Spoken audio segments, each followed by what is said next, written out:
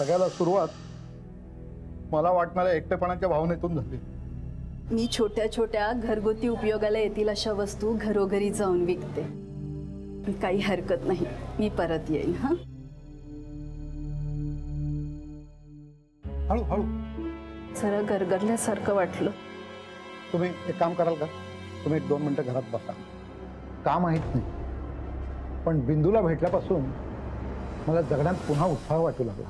मी छानसं सरबत बनवू का? फारच छान।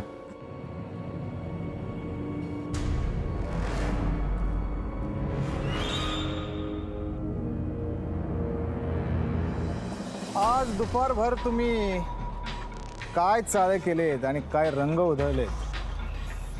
मी काय केलंय?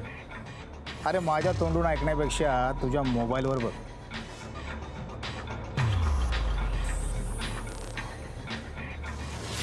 मला काय हवंय ते मी भेटल्यावर सांगेन। एक पॅकेट आहे ना, नीलम हॉटेलच्या मागे जाऊन द्यायचं। त्या दाढीवाल्याचं आणि त्या बिंदूचं, त्या बाईचं तुम्ही वर्णन करून सांगू शकाल? आपण स्केच बनवून घेऊ।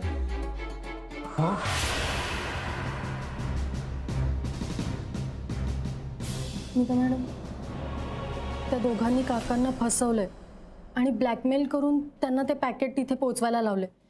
हे तर आता क्लिअर झालंय। मग काकांचं तसं स्टेटमेंट घेतलं तर पोलीस काकांना सोडतील ना?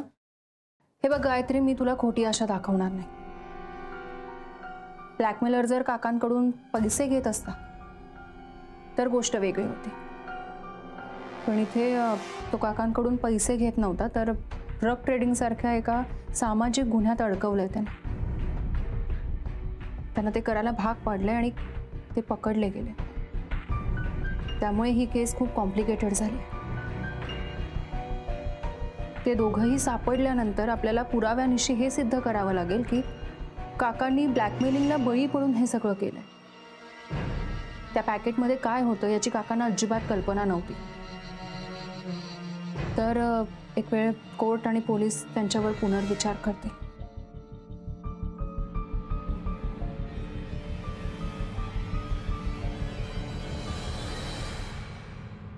मॅडम,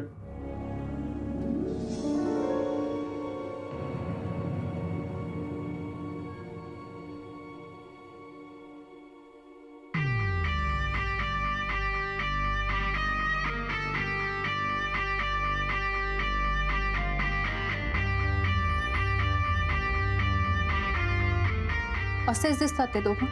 हो,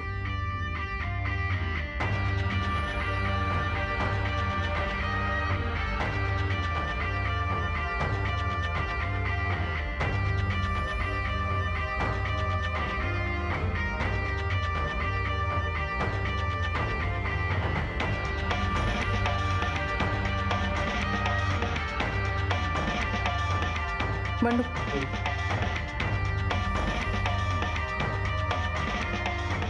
या दोन्ही स्केचेसच्या कॉपीज आपल्या सगळ्या सहकाऱ्यांना आणि पोलीस स्टेशनला देऊन या। बरोबर।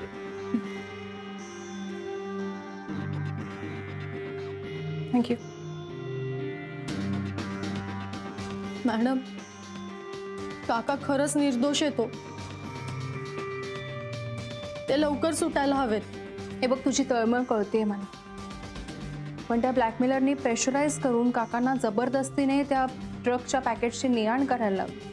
हे सिद्ध व्हायला हवं आणि त्यासाठी ते दोघं सापडायला हवे।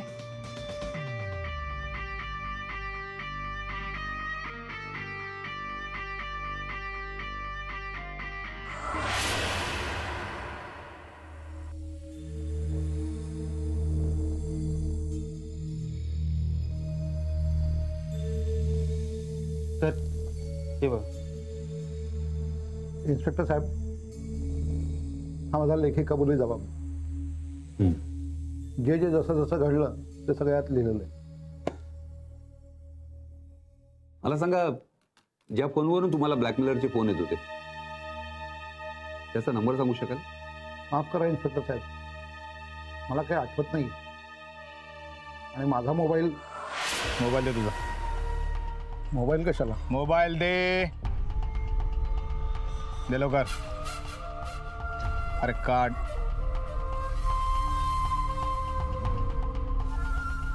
Switch off. काम झालं की तुला मोबाईल मिळेल. हेमंत काका, तुम्ही अशी हिंमत हारू नका. तुम्हाला अजून बी काय आठवत असेल ना ते समजा यांना सांग. आणखी काय सांगू? बिंदू भेटल्यापासून ते पकडलो गेल्यापर्यंत जे जे घडलं ते सगळं सांगितलं. अस्मिता आणि माझी पुतणी गायत्री त्याने समजावल्यावरती त्यांच्यासमोर मी सगळं खरं सांगितलं. इन्स्पेक्टर साहेबांनी मला एवढे प्रश्न विचारले, भीतीमुळे मी काही सांगू शकलो नाही. पोलीस स्टेशनला पहिल्यांदा आल्यामुळे मी घाबरलो होतो. माफ करा इन्स्पेक्टर साहेब. ठीक आहे, उशिरा का होईना पण तुम्ही सगळं खरं सांगितलं. हे तुमच्या दृष्टीने चांगलं झालं. इन्स्पेक्टर साहेब, मी ह्याच्यातून सुटीन का हो? हे बघा, ही केस तुम्हाला वाटते तितकी सोपी नाहीये. तुम्ही ते पॅकेट पोचवायला तयार झालात आणि गुन्हा करून बसलात. तुम्ही त्या ब्लॅकमेलरचं ऐकण्याऐवजी थोडी हिंमत करून जर आमच्याकडे आला असतात ना, तर केस कदाचित एवढी कॉम्प्लिकेटेड झाली नसती. हेमंत साहेब, आम्हाला तुमच्याबद्दल पूर्ण सहानुभूती आहे, पण आम्ही तुम्हाला सोडू शकत नाही. एनिवे, या दोघांना पकडून तुम्हाला माफीचा साक्षीदार करून कमीत कमी शिक्षा होईल असा प्रयत्न असेल आमचा. थँक्यू इन्स्पेक्टर साहेब.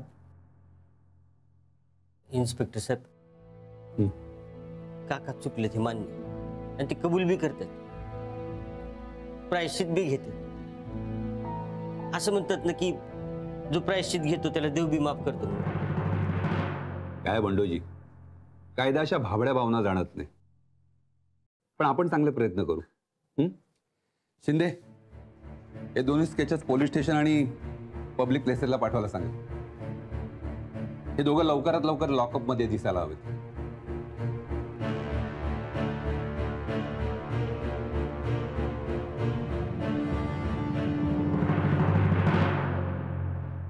पोलीस आणि माझे सहकारी या दाढीवाल्याला आणि बिंदूला शोधतात.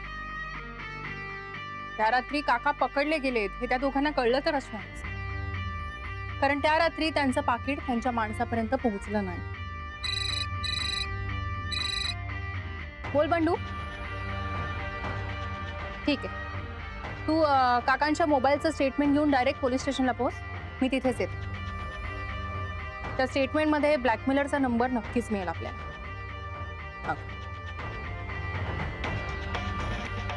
आता प्रश्न हा आहे की हे दोघेही अजूनही मोकळेपणाने वावरत असतील, आणि जरी वावरत असले तरी याच रूपात वावरत असतील.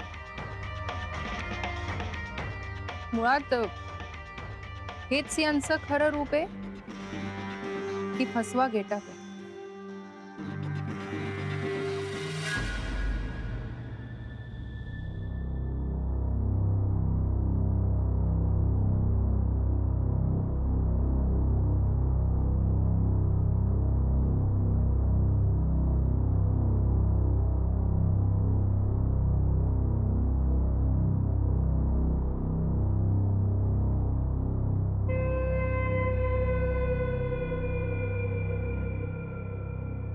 त्या म्हाताऱ्याला काय मस्त जाळ्यात अडकलंय ना मी. तू अशी काय मोहिनी टाकलीस त्याच्यावर की त्याने तुला घरातच काय किचन मध्ये येऊन दिलं, आणि त्यामुळेच आपला प्लॅन सक्सेसफुल झाला.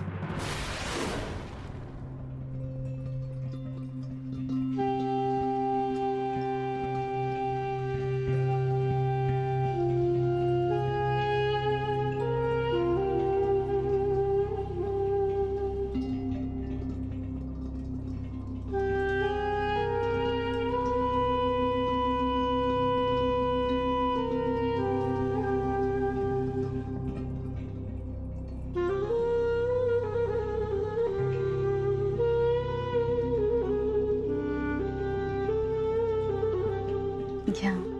हो, बसा ना. हो.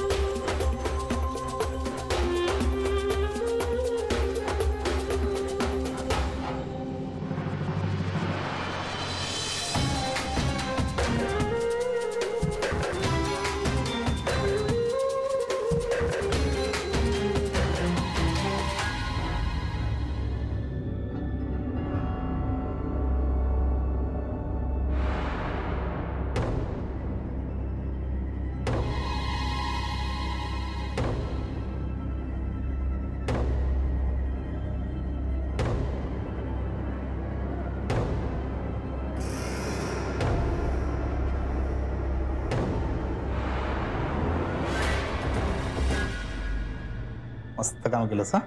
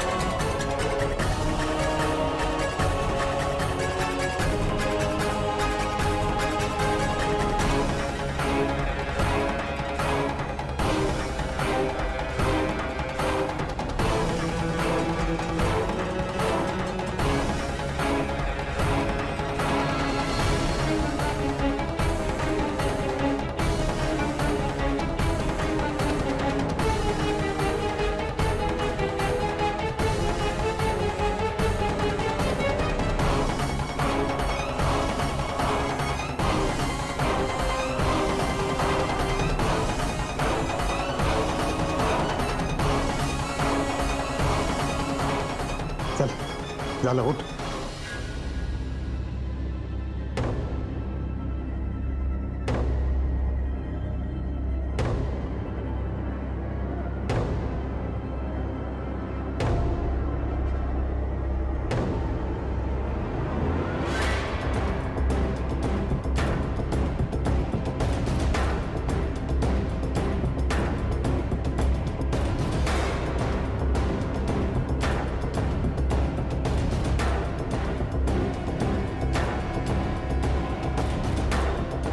मस्त बोलवलं असं त्याला.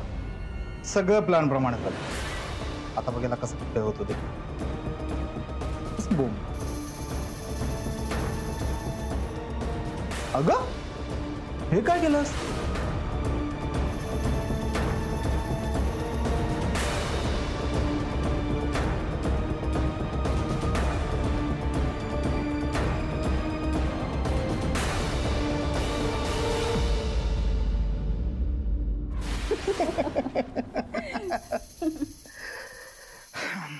पण मॅडम आता आपल्याला नवा मासा शोधावा लागणार नाही का?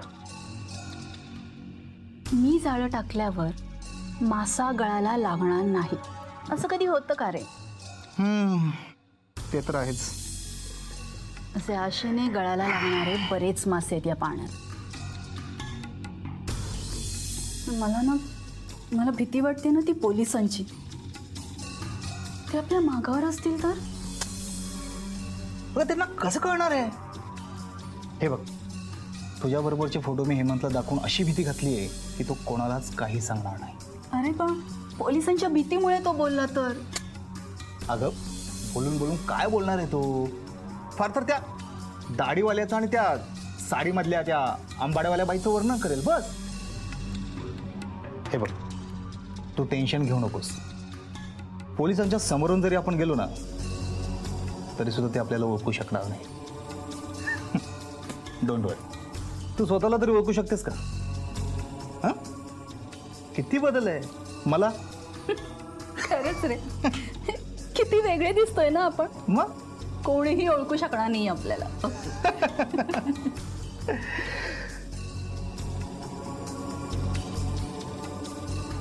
आपले त्यांच्याकडे फोटो असते तर कदाचित ते आपल्याला शोधू शकले असते. पण आता ते अशा माणसांना शोधतील की जी अस्तित्वातच नाहीये. ढूंढते रह जाओगे.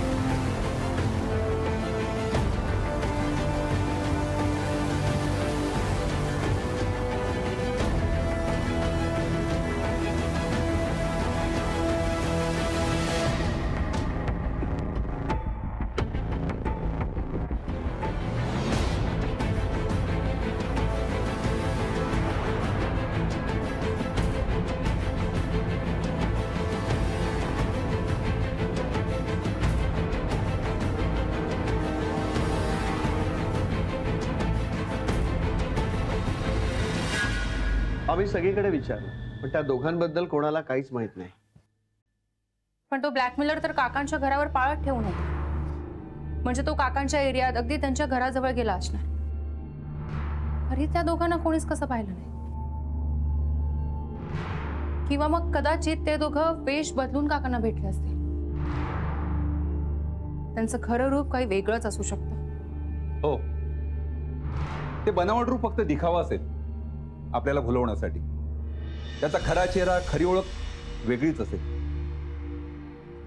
मॅडम, ही शेडरावनं हेमंत हर्षनचे कॉल डिटेल्स पाठवले आणि या एकाच नंबरवरनं सतत कॉल झाले.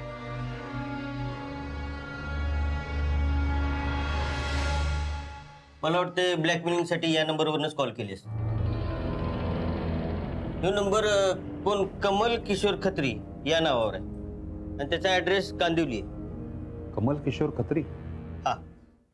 हे नाव ऐकल्यासारखं वाटतंय. कमल किशोर खत्री, हा, उर्फ K3. ड्रग ट्रेडिंग मध्ये मोठा धंदा होता याचा. कांबळे सर, कमल किशोर खत्रीची फाईल शोधून आणा लवकर. हा खत्री पूर्वी ड्रग सप्लाय करायचा आणि K3 नावाने ड्रग ट्रेडिंग मध्ये फेमस होता. आणि 2 नंबरच्या धंद्यात वस्ताद माणूस. पण मग आता कुठे येतो? बरेच दिवस फरार होता, पण त्यानंतर पोलिसांच्या रेकॉर्डमध्ये गँगवॉरमध्ये मृत्यू अशी नोंद आहे. गँगवॉरमध्ये मृत्यू? पण मग जर तो मेलाय तर हे सगळं कोण करताय? मॅडम, मला काय वाटते, तो मेला असं भासवत असेल आणि स्वतःच करत असेल तर.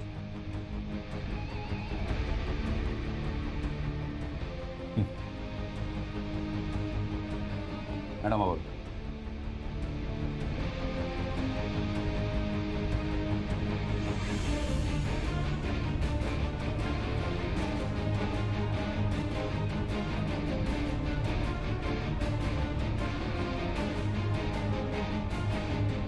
तर अगदी तसाच दिसतो. तसेच केस, दाढी, मिशा, अगदी काकांनी वर्णन केलंय तसंच. मला वाटतं आपण हा फोटो काकांना दाखवायला पाहिजे. म्हणजे हा तोच आहे का हे काका सांगू शकतात.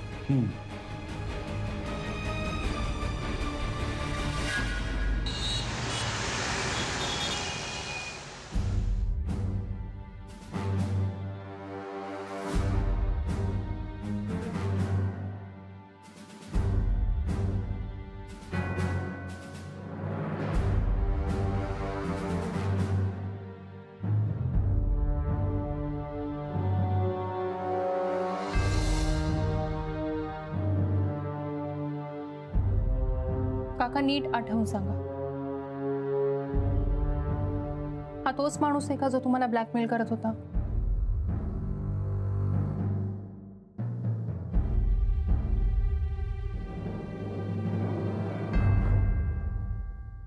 काका, खरंच सांगा, तुमच्या उत्तरावर पुढची सगळी मदार आहे.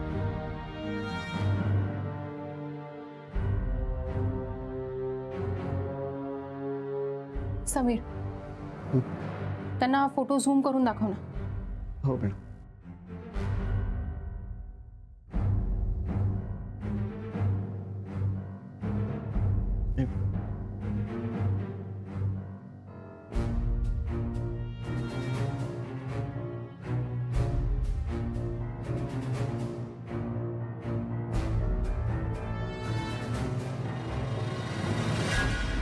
मी खात्रीपूर्वक सांगतो, जो माणूस मला ब्लॅकमेल करत होता तो हा नाही. हा कोणीतरी वेगळाच.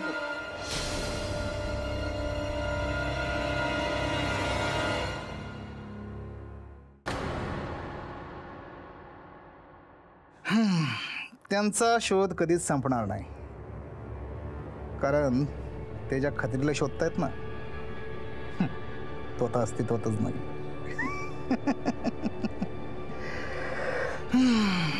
कमल किशोर खत्री उर्फ K3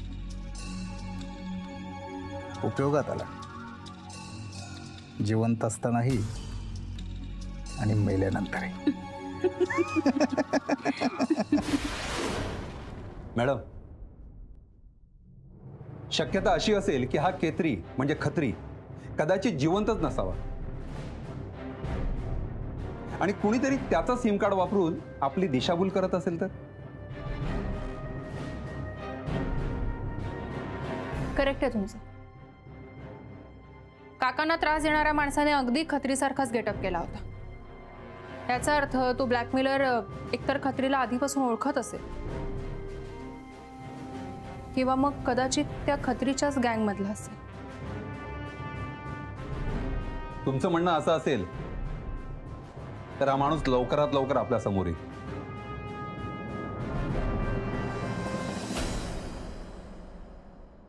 ते पोहोचतीलच कसे माझ्यापर्यंत?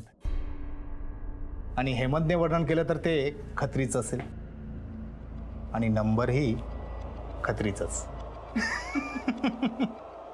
बसा म्हणाव शोधत त्या ढगात गेलेल्या खत्रीला. Cheers. बोला इन्स्पेक्टर साहेब. महत्वाची बातमी मिळाली. खत्रीसोबत काम करणारे 5 जण होते.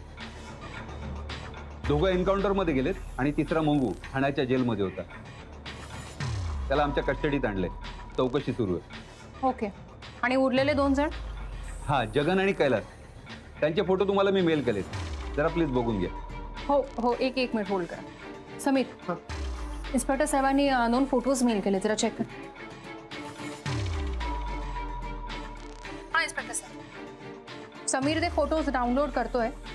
मी एक काम करते, मी काकांना ते फोटोज दाखवते आणि ते काय म्हणतात ते बघते, मग मी तुम्हाला पुन्हा कॉल करते. ठीक आहे. तोपर्यंत मंगूला बोलतो करतो. ओके. कशाला तुझा वेळ आणि आमचा वेळ वाया घालवतोस? आता बोलतो धाड धाड दाखव पोलिसिंग का? नाही साहेब, मारू नका. जेवढं माहिती तेवढं सांगतो मी. चल बोल. खत्री खतम झाल्यावर जगन पळून गेला. तर तो कुठे गेला ते माहिती नाही साहेब. हा, पण कैलास मुंबईमध्येच होता. कदाचित आत्ताही असेल, पण तो कुठे आहे ते माहिती नाही साहेब. सर, मी तर पोलीस स्टेशनमध्ये होतो.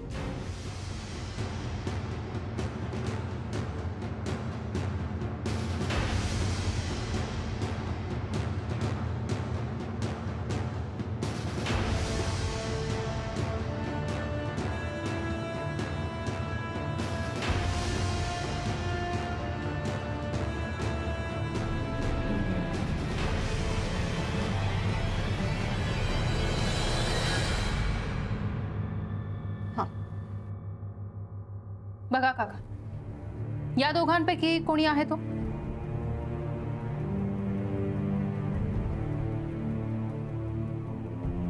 नाही.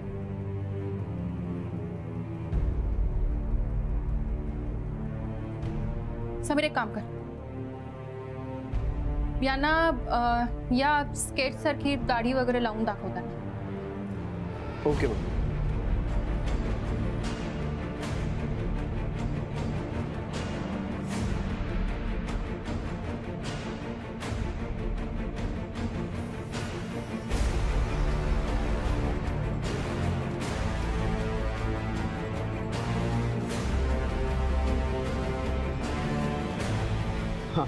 हे बघ.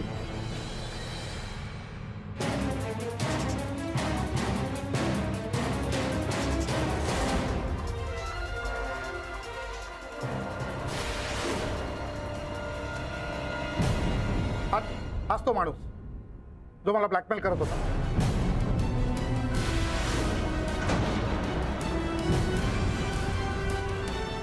आणि हे सगळं करायला ज्याने मला भाग पडला तो हाच माणूस. ठीक.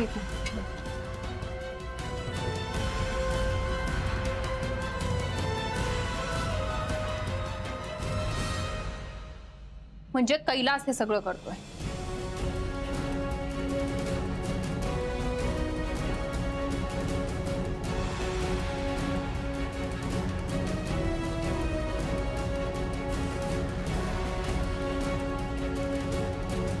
हा इन्स्पेक्टर साहेब,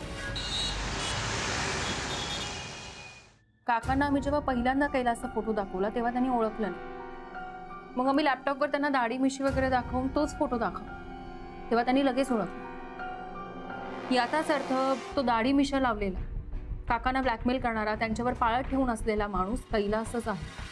तो जर कैलास असेल तर ती बाई नक्कीच कामिनी असणार. कामिनी? कामिनी कोण आहे? ही कैलासची साथीदार आहे. भोरट्या चोऱ्या करण्यात आणि लोकांना भूल देऊन लुबाडण्यात पटाईते. आणि सध्या ही दोघंही वॉन्टेड आहेत. पण मग हे दोघंही कुठे आहेत आपल्याला काहीच माहित नाही. यांच्यापर्यंत पोहोचायचं कसं? हेमंत काकांचा फोन कैलासकडे आणि कैलासपर्यंत पोहोचण्यासाठी त्या फोनचं लोकेशन कळायला हवं.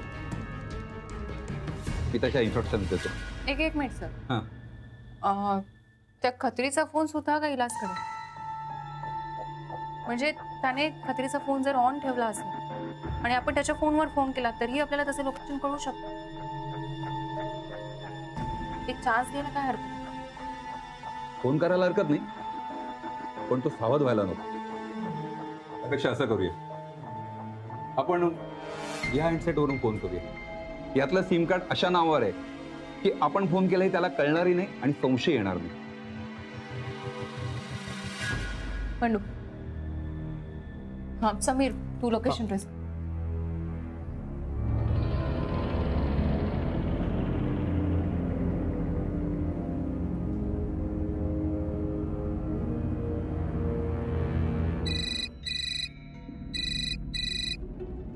या नंबरवर कोणी फोन केला असेल?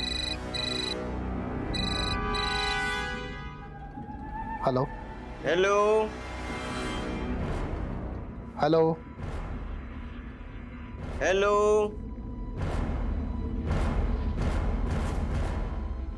हॅलो हॅलो खत्री साहब.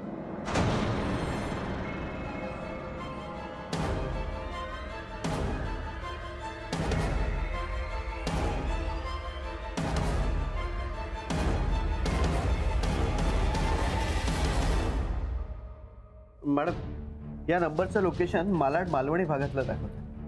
चला मग लोकेशनला पोच. हो चल. बंडू, आम्ही तिथे पोहोचल्यावरती तुला पुन्हा फोन करू. मग तू पुन्हा एकदा त्या खत्रीला फोन कर आणि त्याला बोलण्यात गुंतवून ठेव, म्हणजे त्याचं एक्झॅक्ट लोकेशन आम्हाला शोधता येईल. चल गाडी काढा. चल.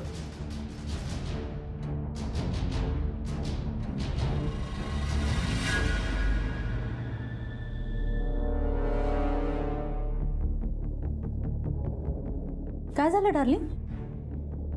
खत्रीसाठी फोन होता, खत्री? पण कट झाला. एवढ्या दिवसांनी खत्रीसाठी कोणी फोन केला असेल? तू रिअल कॉलरला नंबर टाकून बघ ना. हा,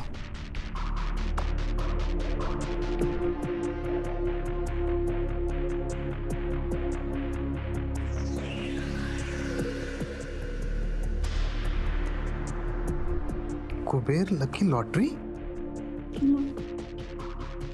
हा नंबर कुबेर लकी लॉटरीच्या नावावर आहे.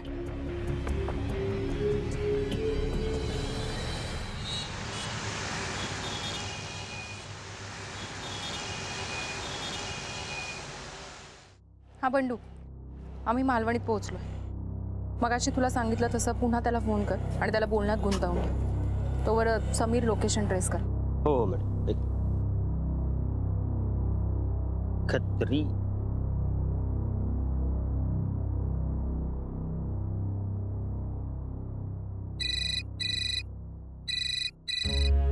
त्याच नंबरवरून फोन आहे. उचल ना. Hello hello. हाँ, फोन कट हो गया था. क्या ये खत्री साहब का नंबर है? 9911110011. क्या आपका नंबर है ये? हाँ मेरा ही नंबर है. क्या काम है? हेलो, आपके लिए खुशखबर है. आपका मोबाइल नंबर इनाम जीत चुका है लकी ड्रॉ में. और इनाम की कीमत सुनोगे तो आपकी तबीयत आहा हरी हो जाएगी. इनाम की कीमत है पूरे 1.25 करोड़. 1 करोड़? सही सुना आपने, पूरे 1.25 करोड़. क्या आप मुझे आपका ईमेल आईडी भेज सकते हैं ताकि मैं आपको डिटेल्स भेज सकूं। हाँ, मेरा ईमेल आईडी तो नहीं है, पर ओह, ईमेल आईडी नहीं है? Oh shit. आपका कांदिवली का एड्रेस हमारे पास रजिस्टर है क्या? हम वहां आपको चेक डिलीवरी कर सकते हैं? अरे चेक क्यों, कैश लेके आओ ना। और कांदिवली नहीं रहता हूं मैं अभी। कैश कहाँ लेके आना है? वर्सोवा, हाँ, वर्सोवा बीच आ जाओ। वर्सोवा तो बड़ा बीच है। कहाँ बीच पे कहाँ मिलेंगे आप? अरे वर्सोवा आए ना आप तो वर्सोवा में आने के बाद एक लेफ्ट टर्न ले लो, बाद में राइट, फिर से एक लेफ्ट। हाँ, लेफ्ट टर्न, राइट टर्न, फिर से लेफ्ट। रुको रुको, मैं जरा लिख के लेता हूँ। Left turn, right turn, left. हाँ, लेफ्ट लिया ना वहां से, उधर एक रजनीकांत का बंगला आएगा, रजनीकांत का। हाँ, रजनीकांत का बंगला। रजनीकांत का बंगला तो चेन्नई में है। अरे बंबई में भी है एक बंगला। हाँ, तो वहां से जरा आगे होगे ना बीच की तरफ, तो वहां पे एक अंडा वाला आएगा, अंडा वाला, बुर्जी वाला। हाँ हाँ, ओ, मुर्गी वाला अंडा। ओके, बस बस वही रुकना। मॅडम, हा बंडू, लोकेशन ट्रेस झालंय, आम्ही तिथे जातोय। हाँ ठीक है, हाँ ठीक है, मैं पहुंच जाऊंगा। हाँ हाँ, थैंक यू। ओके। काय मूर्ख माणूस आहे रे यार. त्याला आता असं घुमवलंय ना, बसेल आता वर्सोवा बीचवरती अंड्याचं दुकान शोधत. बर, काय केलंस खायला? अंड्याची भुर्जी करू. वा वा वा, काय मस्त प्लॅन आहे. चल, मी बिअर पण घेऊन येतो. चालेल. 5 नंबर एरियात तिथेच.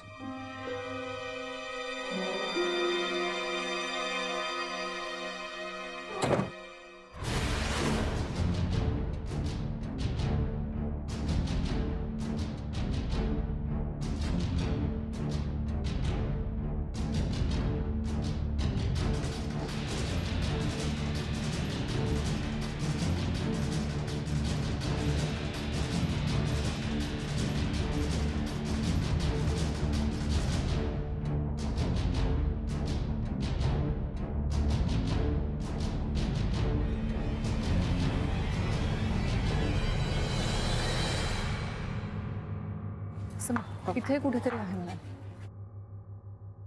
मॅडम, मॅडम इथेच दाखवते. मॅडम, समोर दिसतो तो, तोच आहे तो. पकडा त्याला. थांब थांब, हे थांब थांब, पकड त्याला. हॅलो, पकडा. अरे अरे अरे, मला काय पकडताय? चल पुढे. कुठे पळतोस? चल. अरे अरे अरे, काय केलं मी? अरे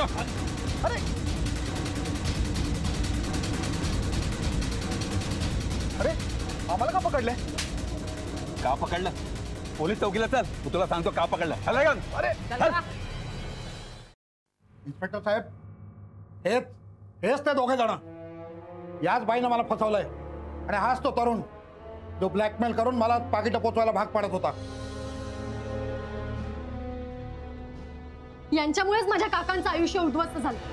यांना शिक्षा झालीच पाहिजे, चांगली मोठी शिक्षा झाली पाहिजे. काय रे, हेमंत काकांसारख्या सभ्य माणसाच्या साधेपणाचा फायदा घेऊन त्यांना ड्रग ट्रेडिंग सारख्या गंभीर गुन्ह्यात अडकवलंस तू.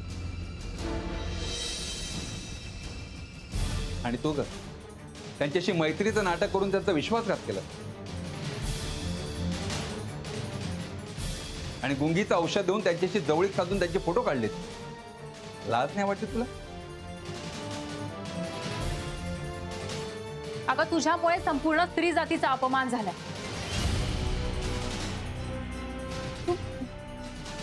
अशा कितीतरी बायका आहेत ज्या दारोदारी वस्तू विकून स्वतःचं पोट भरतात. पण आता तुझ्यामुळे त्यांच्यावरही कोणी विश्वास ठेवणार नाही. सगळे संशयाच्या नजरेने बघतील त्यांच्याकडे.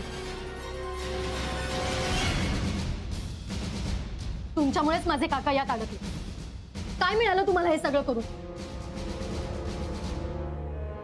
आणि तू तुझ्यासोबत मैत्री केली, तुझ्यावर विश्वास ठेवला आणि त्याच माणसाचा विश्वासघात करताना तुला काहीच कसं नाही वाटलं?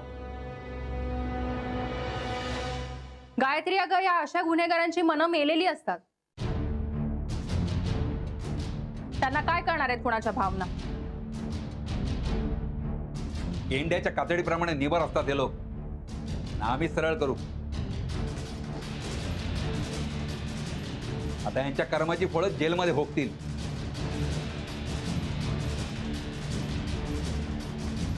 तुमच्या विरुद्ध सगळे पुरावे आहेत आमच्याकडे आणि आता परतीचा मार्ग नाहीये तुमच्याकडे.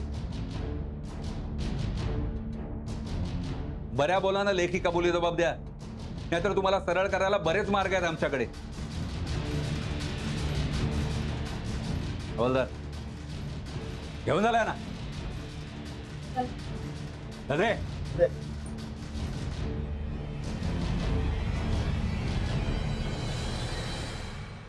काका, आता मला खरंच खूप बरं वाटतंय. तुमची या दुष्टचक्रातून सुटका झाली. या दुष्टचक्रातून जरी माझी सुटका झाली असली ना, तरी मी जो गुन्हा केला त्याची शिक्षा मला मिळणारच आणि ती मी भोगीन. पण बाळा, मला तुझी काळजी जास्त वाटते. तुला मात्र न केलेल्या गुन्ह्याची शिक्षा मिळणार. तू माझ्यासाठी खूप त्रास सहन केलास आणि घरच्यांचा रोष पत्करून तू माझ्यावर विश्वास ठेवलास ना. हा सतीशच्या दृष्टीने खूप मोठा गुन्हा आहे आणि तो तुला त्याच्यासाठी नाही माफ करणार. तो तुला परत घरात देखील घेणार नाही. अशिवाय तू काय करशील? कुठे जाशील? काका, अहो तुम्ही माझी काळजी नका करू. मी माझ्या पायावर खंबीरपणे उभी आहे. एखादं घर भाड्याने निश्चितच घेईन मी. आणि तुम्ही आलात ना की आपण तिकडेच राहू.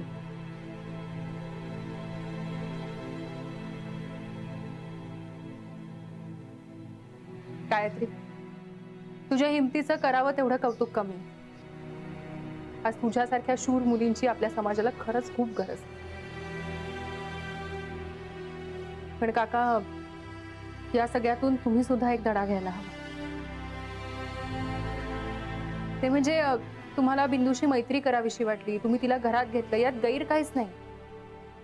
पण जेव्हा तुमच्या लक्षात आलं की तुम्ही या ब्लॅकमेलिंगच्या दुष्टचक्रात अडकला, तेव्हा पोलिसांना विश्वासात घेऊन सगळं खरं सांगायला हवं.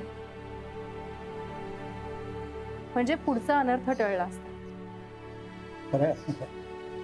मी तसंच करायला हवं होतं, पण भीतीमुळे माझी विचारशक्तीच गमावून बसलो होतो. एनिवे, झालं ते झालं. इन्स्पेक्टर साहेब, एक रिक्वेस्ट आहे. बोला. काकांचं एक्सप्लेनेशन ऐकल्यानंतर मी विनंती करते की त्यांच्याबद्दल सहानुभूती दाखवावी आणि त्यांची शिक्षा शक्य तेवढी कमी करा, प्लीज. त्याचं काय अस्मिता मॅडम, कैलास आणि कामिनी पकडल्या गेल्यामुळे त्यांचं पूर्ण रॅकेट पकडलं जाईल. हेमंत काकांच्या अगतिकतेचा फायदा घेऊन त्यांना ब्लॅकमेलिंग करून त्यांचा ड्रग ट्रेडिंगसाठी प्यादासारखा उपयोग करून घेतला, अशी केस आम्ही सादर करू आणि हेमंत काकांना माफीचा साक्षीदार बनवू. म्हणजे कोर्ट त्यांची शिक्षा कमी करण्याचा नक्कीच विचार करेल. थँक्यू इन्स्पेक्टर साहेब, थँक्यू व्हेरी मच. थँक्यू. काका, तुम्ही लवकरच सुटाल, माझी पूर्ण खात्री. मी वाट बघेन तुमची.